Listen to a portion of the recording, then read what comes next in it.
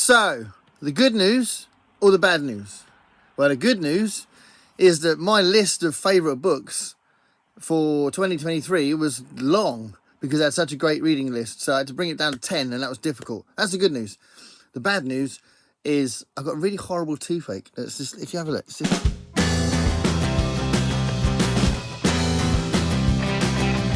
Okay, so top 10 books of 2023. These are not in any order because that would be crazy. It's hard enough to put it in top 10. Like I started off with about 17 books that I thought were my favourite books and had to whittle it down to 10, which is madness. So I'll start with the one that was got the least amount of text in it, which is but probably the biggest book, and that is Percy Gloom, which is...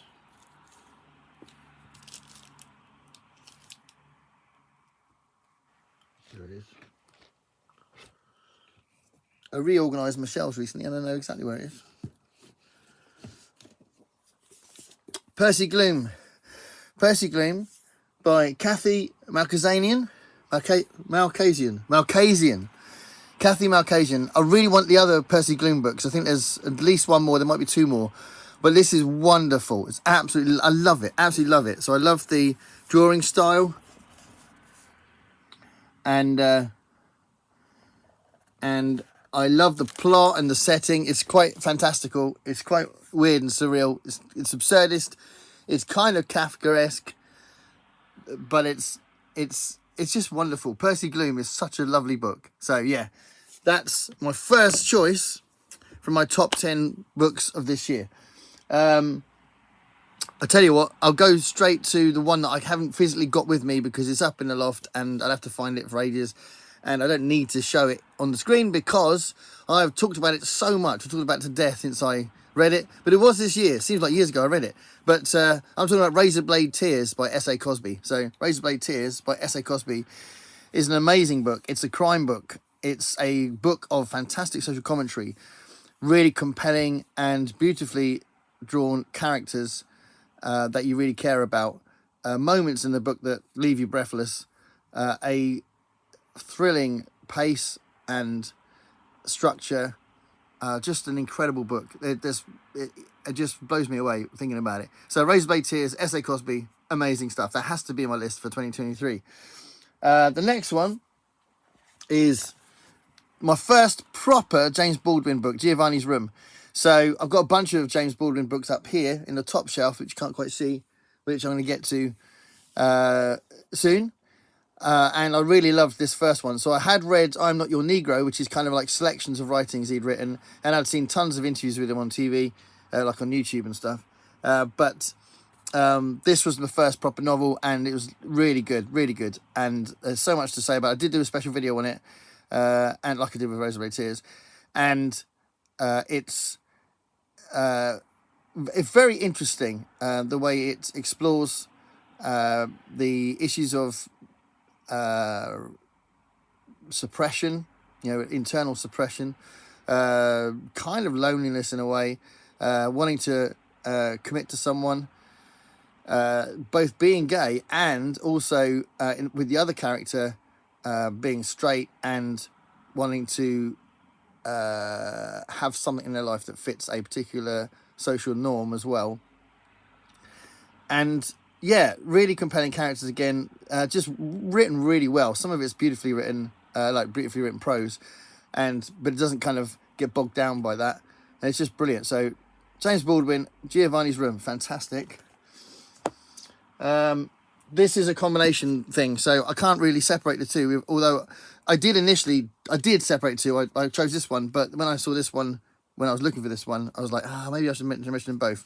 So one of the things I've been doing this year is my Ray Bradbury deep dive, and I'm 4 books in because I'm in the middle of the Martian Chronicles. But these first two were really important because this was stuff mostly stuff I'd never read before. Although Small Assassin appears, which is quite interesting, which I'd read many times. But most of the others I didn't know, and this was Ray Bradbury's early period, his crime period, so crime and mystery stuff.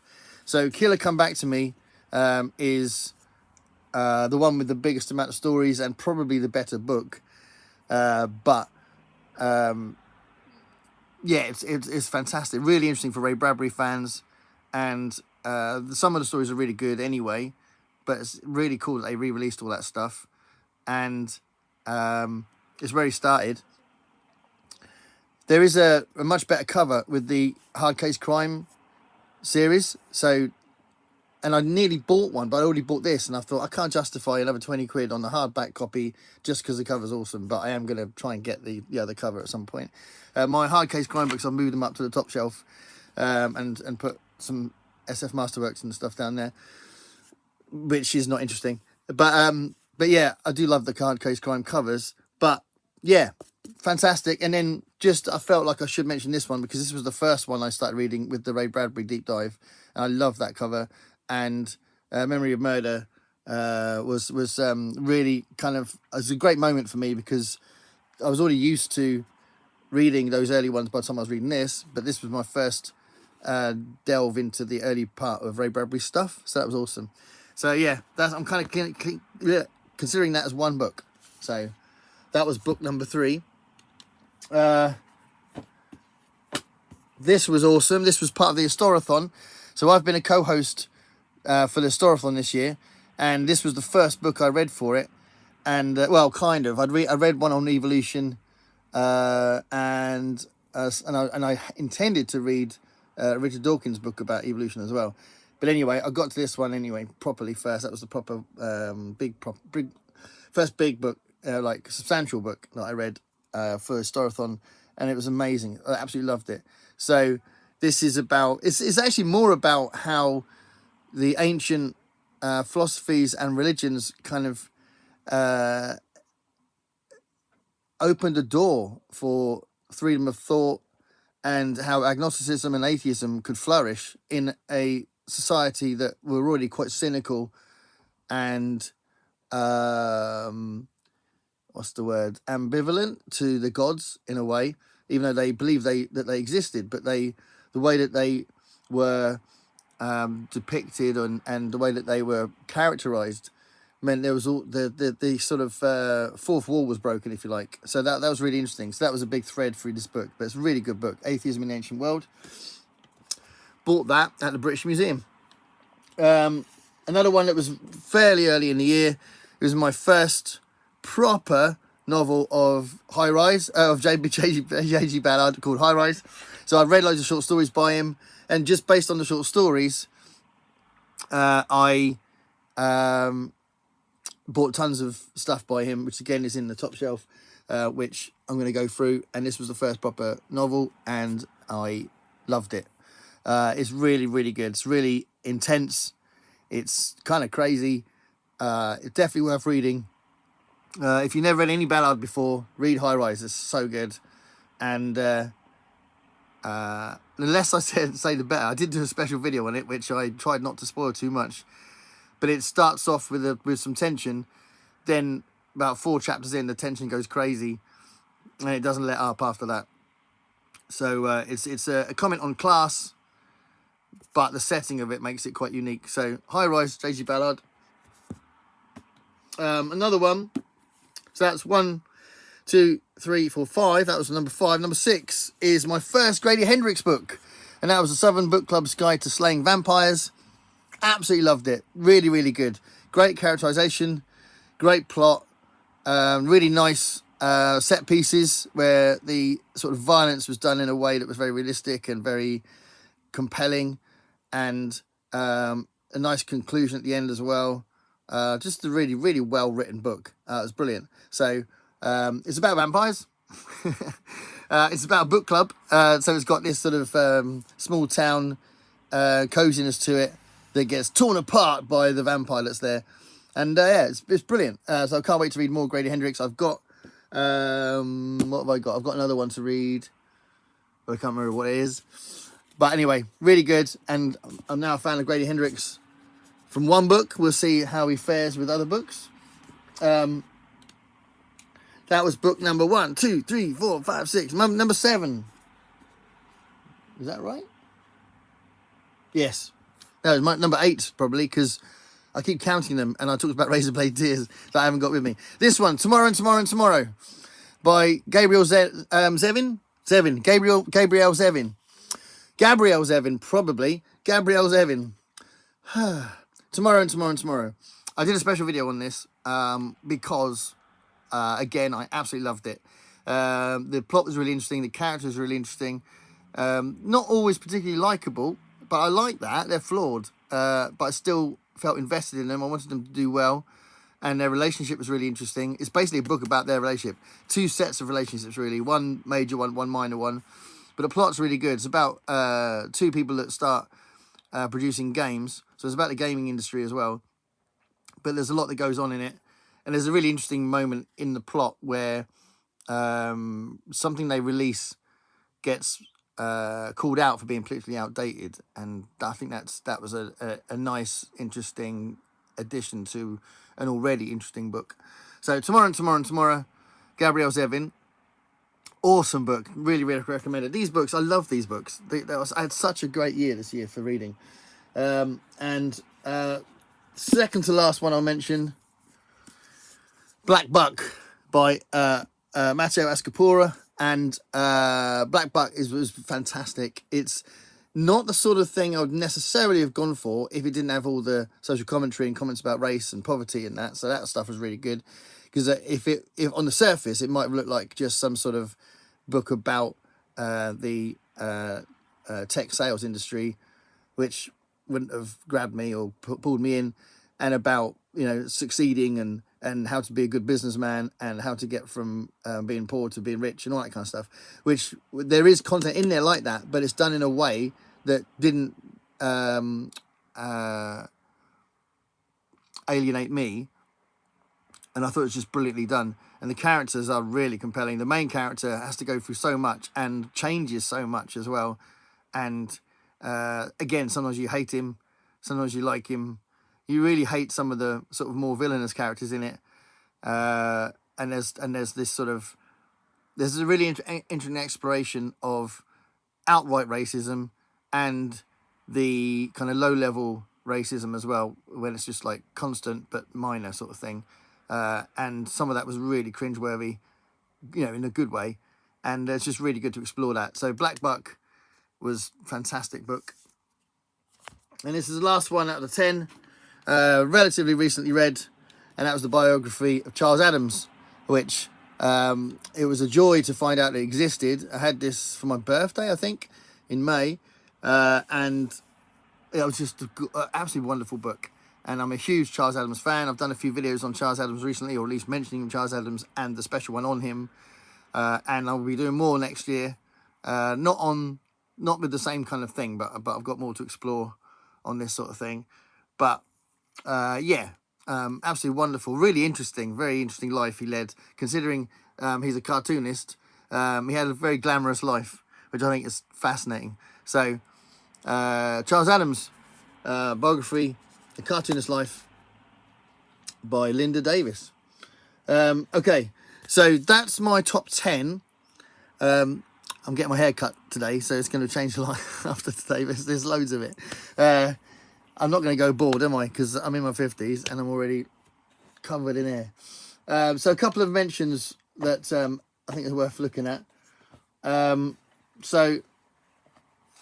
really enjoyed rereading again. So this was a reread, and this was off the back of rereading 1984. And there's this sort of end of the world book club thing that we've got going on with Voxer, and we're all reading this together. So we did an online Zoom chat, live stream with so that was Greg organised that, I think, and it was Greg, Jess from Bad as Rad, and Big Al, and Elizabeth as well. I think that was the wee one. Yeah. And it was really interesting doing that. So yeah, there's more to come on those end of the world dystopian apocalyptic book club thing, which is really cool. So I'm enjoying that. And we're about to start, I don't know if we've officially started it, we're about to start Children of Men, which I'm very excited to read because I love the film. So yeah, it was nice to reread this again. So a big shout out to those guys. And rereading 1984 again was a great thing this year as well.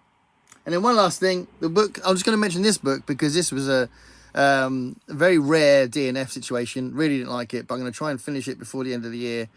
you kind of pick it up again. But I just think it's interesting because this is a bona fide classic. It's something that people rave about and say it's a really important book. I get why it's important, but I don't like the way it's written. And I want to explore, I don't know how I'm going to do it yet. And I don't want to go, I don't like doing soapbox videos too much and going on about how important my opinion is.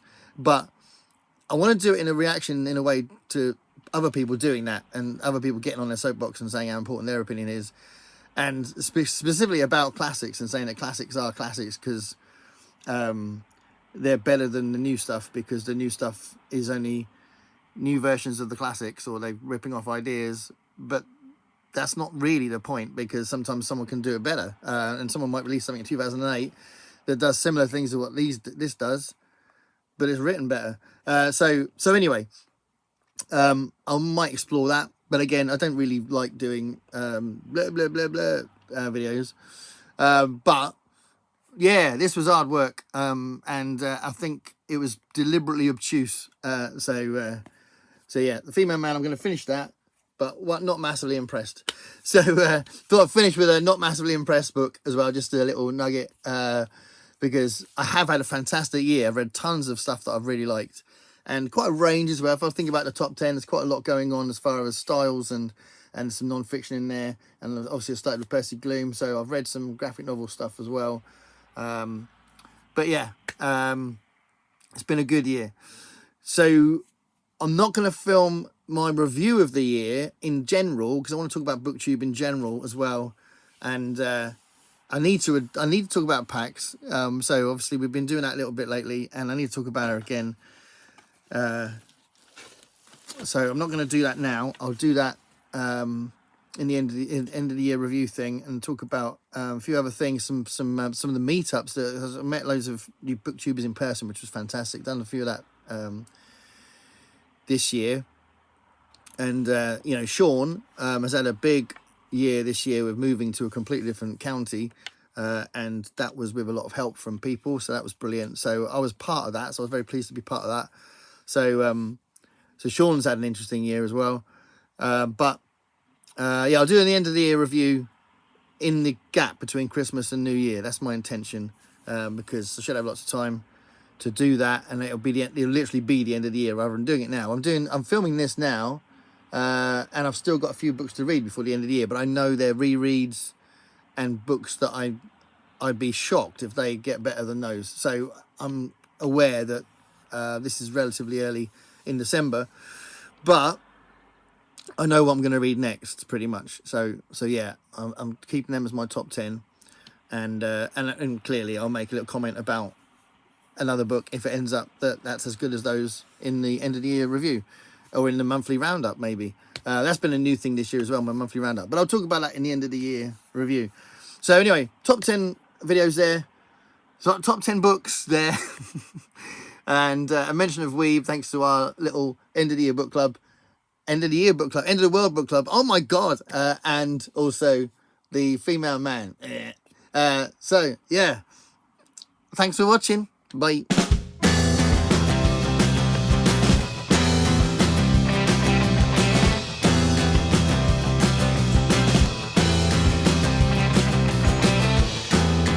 Paint me a picture